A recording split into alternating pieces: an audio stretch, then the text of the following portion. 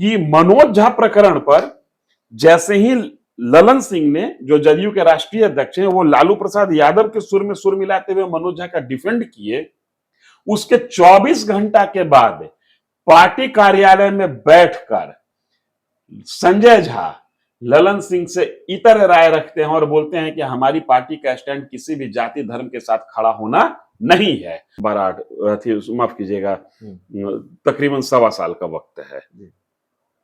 तो टूट फूट हो जाए और ललन सिंह टूट फूट करा दे, इसकी संभावना मुझे कम दिखती है। ऐसी चर्चा आरसीपी सिंह के बारे में भी लगती थी। वो जब छोड़े थे तो उनके छोड़ने के बाद भी था कि भाई वो कई लोगों को टिकट दिए हैं, जिनको टिकट दिए हैं वो लोग आरसीपी सिंह के साथ छोड़ के चले आएंगे। बाद में हमने देखा कि कोई सिटिंग एमएलए तो छोड़ के नहीं ही गया। आरसीपी सिंह के जो करीबी नेता हुआ करते थे, जो चुनाव हार चुके थे, जो सिर्फ संगठन के नेता थे, वो भी ललन सिंह के साथ हो लिए। तो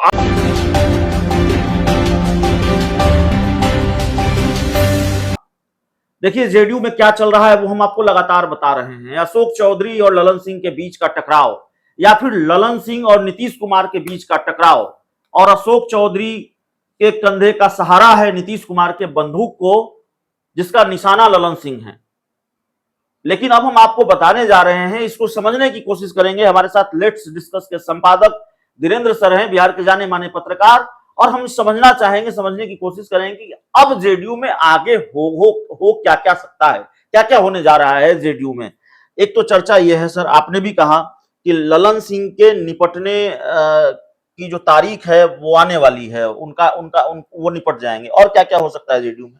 देखिए, जदयू का एक इतिहास रहा है जी, कि जदयू में जो भी राष्ट्रीय अध्यक्ष बना वो बड़ा बेआबरू होकर वहां से निकला।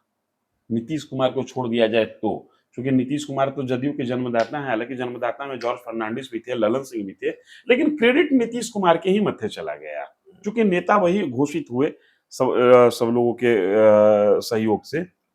जदयू में जो भी राष्ट्रीय अध्यक्ष बना वो बड़ा बेआबरू होके जदयू से निकला, और जदयू से जब निकला तो वो राजनीति से भी बेआबरू होके निकल गया।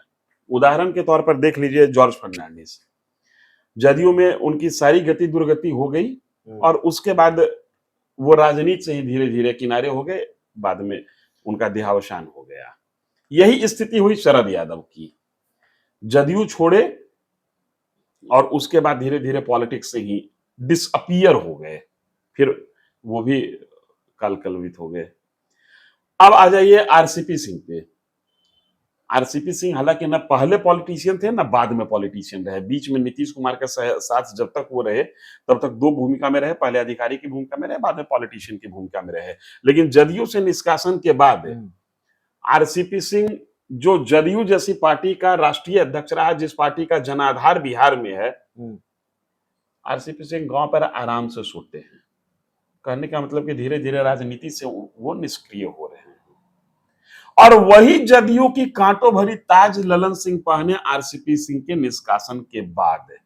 तो ट्रेंड बताता है जी कि ललन सिंह भी बड़े बेआबरू होके जदयू से निकलेंगे, और ट्रैक बता रहा है कि निकलने के बाद हो सकता है कि राजनीति से भी विस्मृत हो जाए। आज की तारीख में पिछले एक सप्ताह से ये डेवलपमेंट, ये चर्चा बड़ी प्रखर है, बड़ी प्रबल है कि नीतीश कुमार बनाम ललन सिंह जदयू में ठन चुका है, और नीतीश कुमार ने दो व्यक्ति को आगे करके ललन सिंह को ठिकाने लगाने का, या ये कहिए कि ललन सिंह के कद को कट डाउन करने की कोशिश की है। पहली भूमिका में दिख रहे हैं अशोक चौधरी और दूसरी भूमिका में दिख रहे हैं संजय झा। अशोक चौधरी की चर्चा सब कोई कर रहा है, संजय झा की चर्चा कम हो रही है। लेकिन गौरतलब है कि मनोज झा प्रकरण पर जैसे ही ललन सिंह ने, जो जदयू के राष्ट्रीय अध्यक्ष हैं, वो लालू प्रसाद यादव के सुर में सुर मिलाते हुए मनोज झा का डिफेंड किए, उसके 24 घंटा के बाद पार्टी कार्यालय में बैठकर संजय झा ललन सिंह से इतर राय रखते हैं और बोलते हैं कि हमारी पार्टी का स्टैंड किसी भी जाति धर्म के साथ खड़ा होना नहीं है। मनोज झा पर व्यक्तिगत होते हुए बोलते हैं कि किसी भी व्यक्ति को बोलने के पहले यह ध्यान रखना चाहिए कि उसकी बातों से दूसरा कोई आहत न हो रहा हो, और यह घटना हो कब रही है।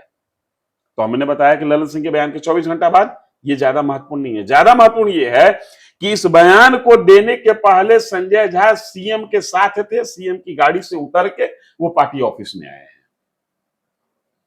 अब इससे ज्यादा और संकेत क्या चाहिए कि ललन बाबू अब आपके दिन गिनती के रह गए हैं, चाहे तो आप सरेंडर कर लीजिए या आप किनारे हो लीजिए। अब दूसरी गति, तीसरी कोई गति होती हुई नहीं दिख रही है। एक खेल जेडीयू में और होने की संभावना नजर आ रही है, जिसकी भी चर्चा है कि ललन सिंह को जेडीयू, आप माफ कीजिएगा, लालू यादव की सह है, ललन सिंह के पीछे लालू यादव खड़े हैं।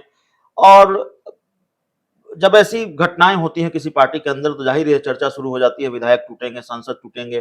तो सांसदों से तो खैर अब तो लोकसभा के चुनाव होने वाले हैं, विधायक और पार्टी, क्या इसका खतरा भी नीतीश कुमार को है? मुझे नहीं लगता है कि आज की तारीख में कोई विधायक दल छोड़ना पसंद करेगा। अरे लोकसभा चुनाव में 6-7 महीने बचे हैं, विधानसभा चुनाव में 12 माफ कीजिएगा तकरीबन 1.25 साल का वक्त है। तो टूट फूट हो जाए और ललन सिंह टूट फूट करा दे, इसकी संभावना मुझे कम दिखती है। ऐसी चर्चा आरसीपी सिंह के बारे में भी लगती थी। वो जब छोड़े थे तो उनके छोड़ने के बाद भी था कि भाई वो कई लोगों को टिकट दिए हैं, जिनको टिकट दिए हैं वो लोग आरसीपी सिंह के साथ छोड़ के चले आएंगे। बाद में हमने देखा कि कोई सिटिंग एमएलए तो छोड़ के नहीं ही गया। आरसीपी सिंह के जो करीबी नेता हुआ करते थे, जो चुनाव हार चुके थे, जो सिर्फ संगठन के नेता थे, वो भी ललन सिंह के साथ हो लिए। तो अब कोई किसी के लिए छोड़कर सीट जाएगा या पार्टी से छोड़कर जाएगा, इसकी संभावना कम है, क्योंकि पार्टी छोड़कर जाने पर सदस्यता चली जाएगी। जितनी बड़ी संख्या चाहिए पार्टी छोड़वाने के लिए, उतनी बड़ी संख्या इन लोगों के ललन सिंह जुटा लेंगे, ये संदेह। चलिए, इस इंटरव्यू में, इस चर्चा में इतना ही। बहुत बहुत धन्यवाद।